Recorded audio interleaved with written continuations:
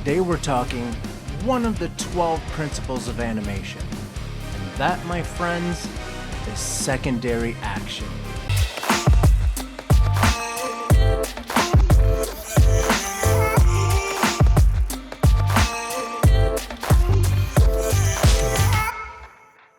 Hey everyone, how's it going? Good to see you again. How are things? Cool. I'm glad to hear it. So I wanted to talk today about one of the principles of animation. So back in the day, Walt Disney got together with all of his animators. This is back when they used to draw everything. And they came up with 12 principles: squash and stretch, anticipation, staging, straight ahead and pose to pose drawing, follow through and overlapping action, slow in and slow out, arc, moving things in an arc instead of straight. Let's see, there's a secondary action, which is what we're going to talk about today. Timing, exaggeration, solid drawing, and appeal. So we're going to get to all of those, but today we're going to talk about number 8, which is the secondary animation. I decided to wear a cape because it helps illustrate what secondary animation is. So if you remember, when I first walked in and I jumped, my body itself is the animation, the main animation. Everything else that happens around my body would be secondary animation. For example, my cape flat, and I don't even think I got that much of a flappy cape thing. Secondary animation can also include like my appendages and anything that's hanging off of my body. So let's go to the computer and take a look at what I'm talking about. But first, I'm taking off this cape because it's hot. It's not a blanket, it's a cape. Stop it. Cape. It's my cape. Let's go see. Many animation teachers will have you start by animating a simple ball. And we're going to take a look at this ball animation, and it's going to have more principles than just secondary animation. In this little animation, we're going to see squash and stretch, a little bit of slow in and out. Just so you guys know, this is Sketchbook from Autodesk, and it is a free software. They just switched it to being free last year sometime. And I love it because you can do a lot of really cool pencil tests. So let's take a look at what this ball is doing. I'm going to hit play, and there you see the ball is bouncing.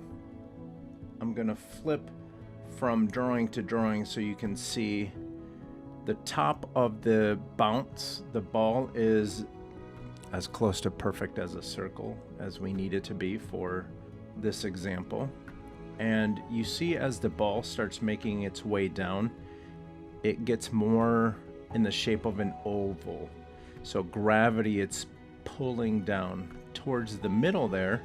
It gets back to being round. And once it hits the floor, it squashes.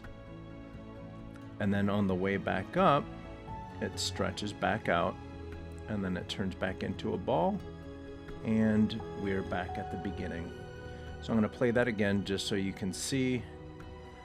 And as animators, what we're basically trying to do is we're creating different frames to trick people into believing that this ball, for this example, that this ball is a real ball, when in actuality it's just a series of drawings.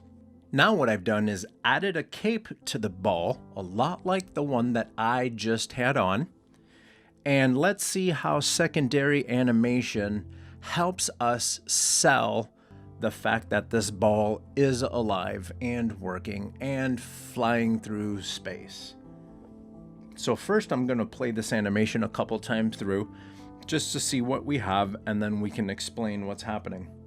Here we see our little guy, he's bouncing. Let's flip through this drawing by drawing. Very much like what we had before, our character is in the perfect round position and everything seems to be draped over him.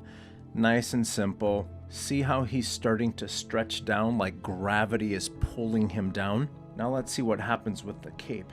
Because the cape is a fluid thing, it's super light, whereas his body is actually pulling the cape with it. So as gravity pulls down on him, the cape is still moving up, but it's starting, the bottom of the cape, or the part of the cape that's around his neck, is actually being pulled down. And so the cape is being stretched down. And now that he's at the bottom of his jump, the cape is now catching up to his body. And then he's gonna smash. And the opposite of what was happening before, where the cape was still making its way up and the body was pulling down, well, now the body is pulling up, so the cape has to finish going all the way down before it follows him back up. And once we get to the top, he rounds back out and the cape catches up, and we are back to the beginning point.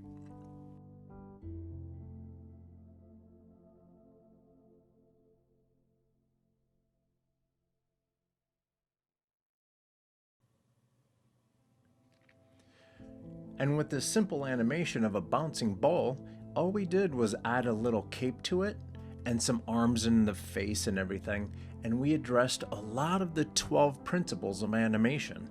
We did the secondary animation, but there was also squash and stretch was in there, both on the ball and the cape. Slow in and slow out.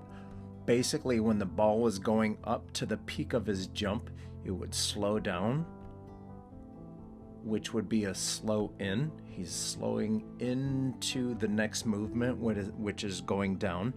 And then slow out is basically on his way down, he slowly picks up steam. So something as simple as a bouncing ball helped us accomplish so many of these animation principles. And we're, like I said, we're going to go through each one of these. I just wanted to share this one because it's a lot of fun. If you guys have a go at this and try anything as far as animation goes, tag me in it, or put a link in the comments, or if you're on Instagram, share it on Instagram and let me know what you guys are doing, because I would love to see it. And even if you maybe want some feedback, just let me know and I'll do that. I mean, we're here to learn off of each other. So yeah, Instagram.com/coconutjustice. Just tag me and let me know what you guys are doing. I would love to see it. If you like this video, give it a thumbs up. If you think someone else would be able to learn from it, go ahead and share it. And subscribe if you're not subscribed already. I'm going to be making these videos every week. If you hit that little bell right next to the subscribe button, whenever I release a new video, you'll be alerted. And I'm going to not only be doing animation, but I'm going to be covering photography topics, filmmaking topics, all of this creative industry stuff that I think you guys will find super, super helpful. Okay, that's it for me. See you guys in the next one.